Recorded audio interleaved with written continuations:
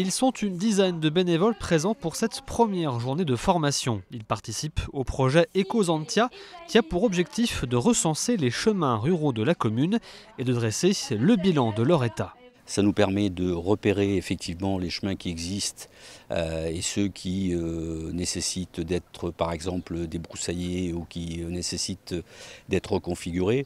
Et puis ça nous donne une vision beaucoup plus précise que celle que nous avons dans nos cartes actuelles qui remontent aux années 60. Après une première partie théorique, direction le terrain pour tester les connaissances acquises quelques instants auparavant.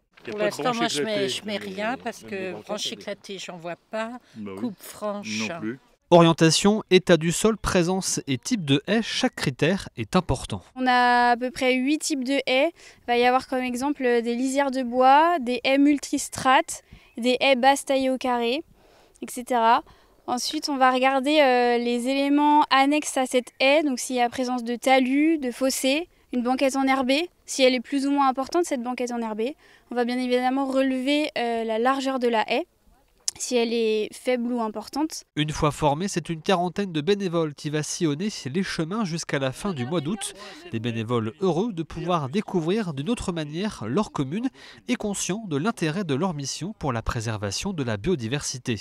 On connaît la Vendée Bretignolles depuis 25 ans, sans vraiment connaître les chemins dans leurs caractéristiques. Et donc j'ai trouvé que c'était une belle occasion de comprendre les chemins et puis d'analyser ensemble avec d'autres personnes. Il faut être beaucoup plus attentif, regarder un peu plus. On apprend beaucoup de choses, on a des termes techniques. Non, ça demande beaucoup d'attention.